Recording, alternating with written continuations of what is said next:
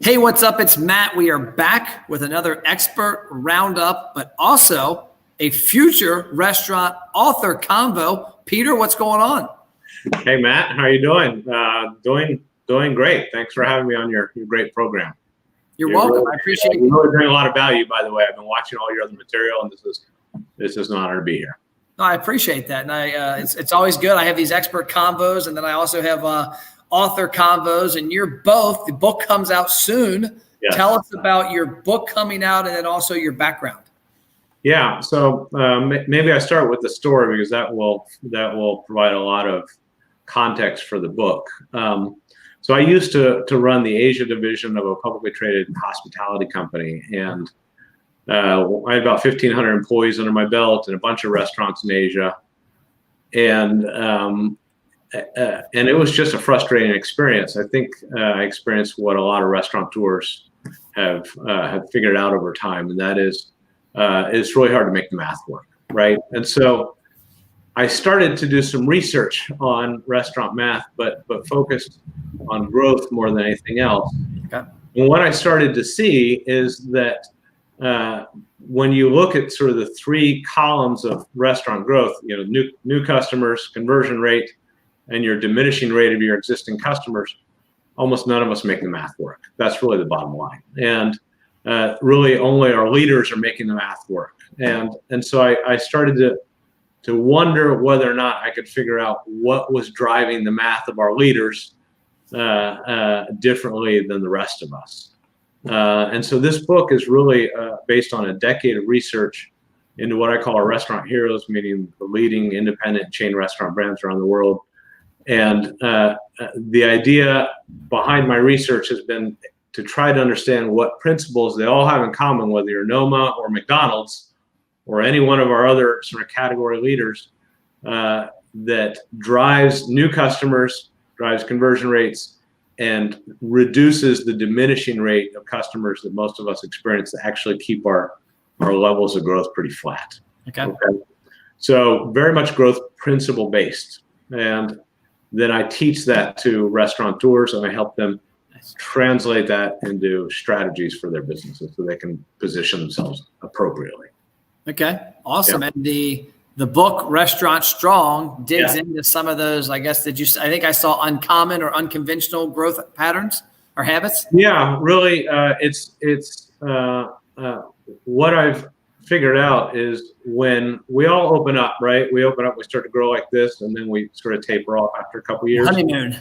Right, but that doesn't happen to the leaders in the industry. They keep figuring out ways to get more and more growth curves. So they actually just repeat their growth curves over and over again, right? And so when you say unconventional or contrarian, my response is, yeah, for most of us, but not for our leaders. Really, I'm teaching the practices they use so they can keep building new growth curves, and they're actually conventional practices for them. Just 97% of us more or less don't know them. Yeah, that's the bottom line. So give me a couple ideas, couple things that drive uncommon growth. I like the way you framed it there, that it's only uncommon to us because it might be uncommon for me to take 275 home from where I'm at. Right. I can take it, but I usually take 471, but there's always ways to get home.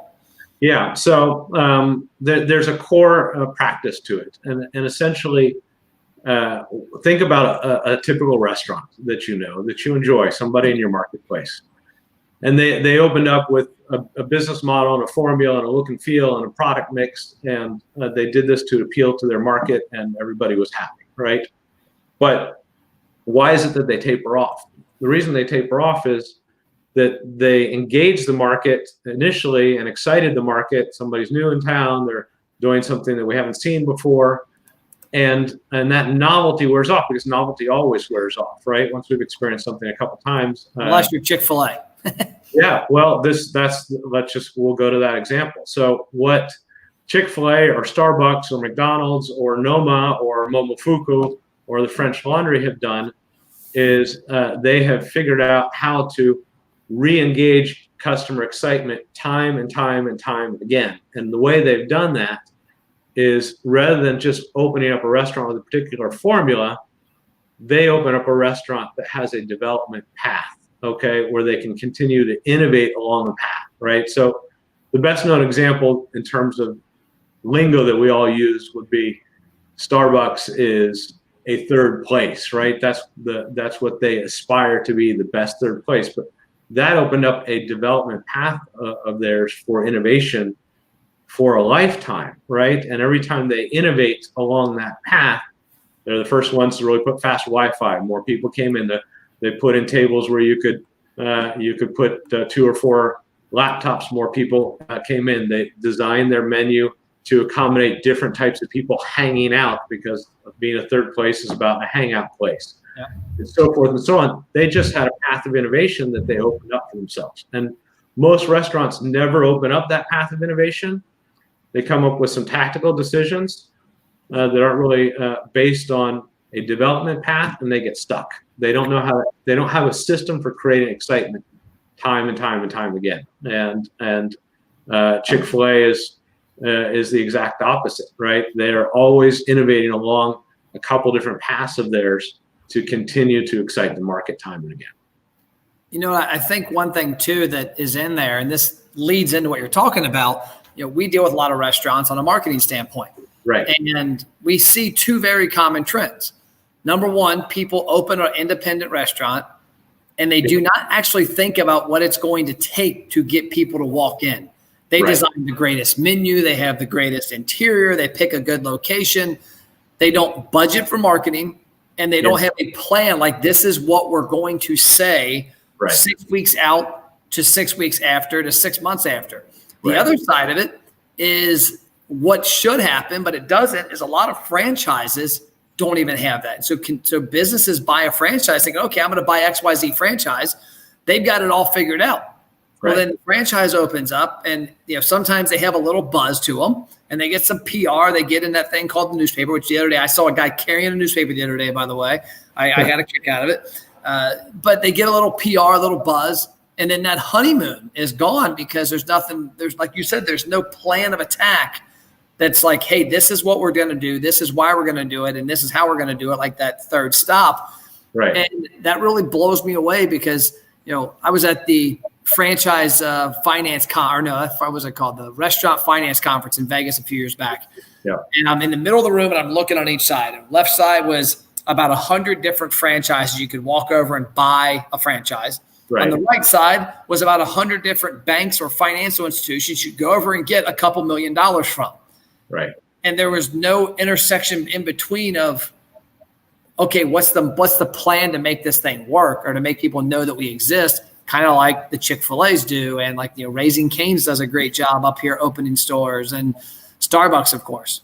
Yeah. Well, the franchises that swim like crazy are those that have found a long-term customer-facing goal that they have for themselves that nobody has achieved yet, that they're innovating toward, right?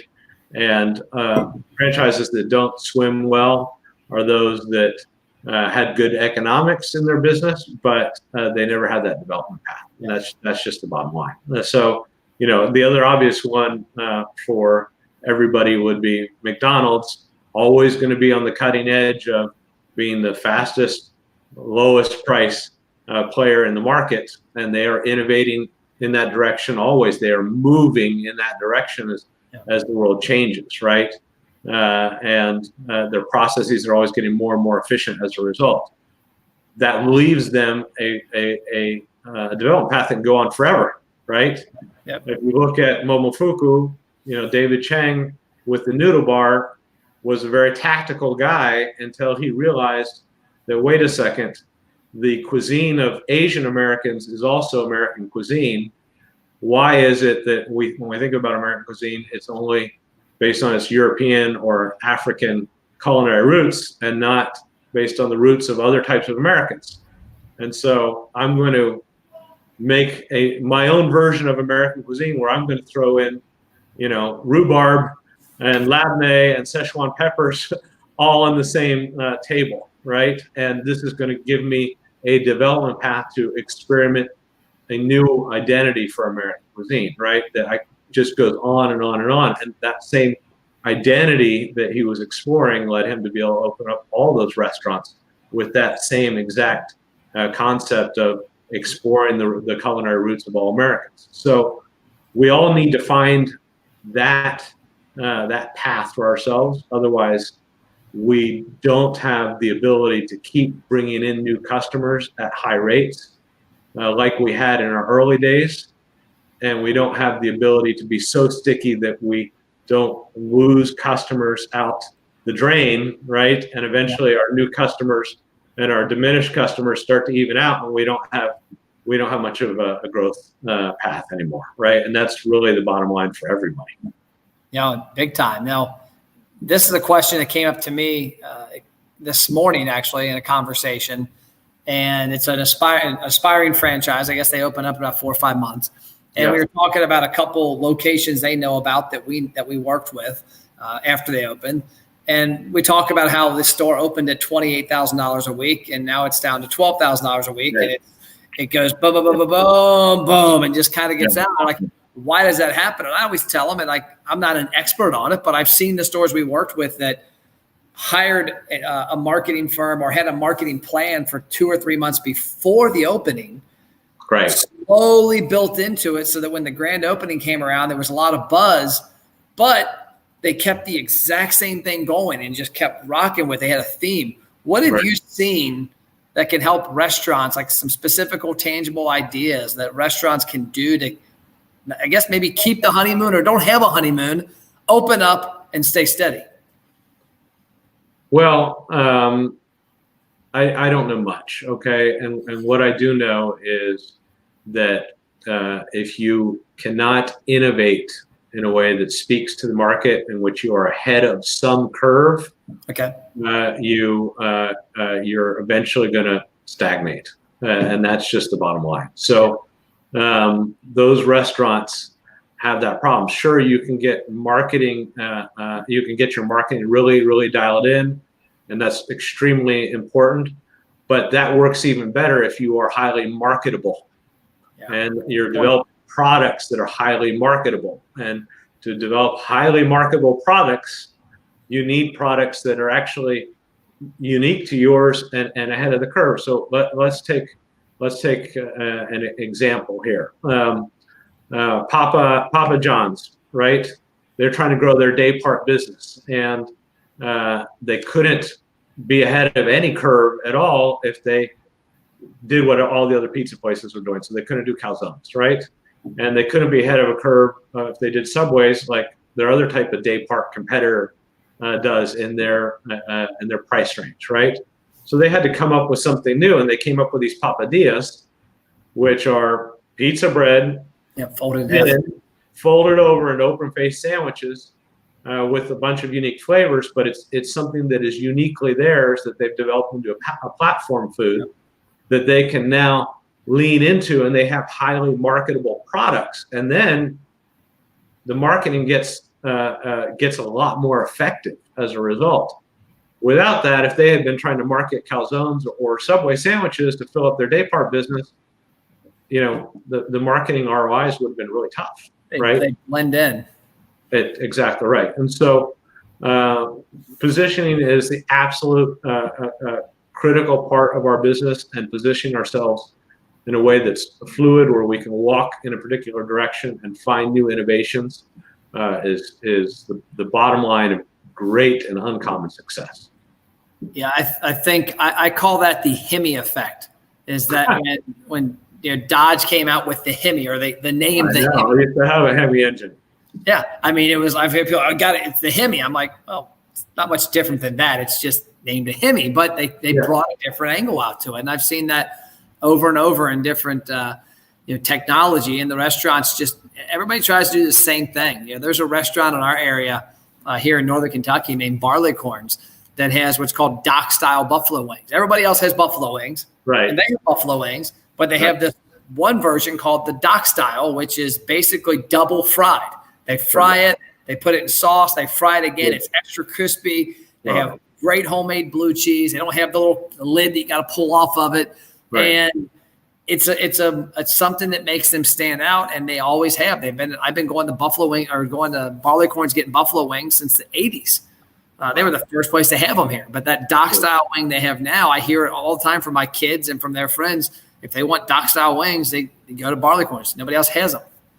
Beautiful. And that's a fantastic example. And yet what will happen is at some point, that type of wing will no longer bring in new customers either, right? It will still make the existing customer base happy, like your kids. Your kids will love that forever, but its buzz will have worn off in the market, and so they'll have to go out and then find that next product and that next product that stacks in a direction, right? But that's the level of product that you have to do, absolutely. Otherwise, you can't have an identity that really distinguishes you. And it's weird, but it has to do with the nature of our business. This is such a grind business that we have trouble understanding that we're really not, most of us, as differentiated as we should be, right? And the reason we're not as differentiated as we should be is we're not stacking our innovations on top of one another so that we can be truly differentiated. Differentiation comes with investing time in one area so that you learn all the lessons and peel back all the onion layers so that you become more and more unique over time, right?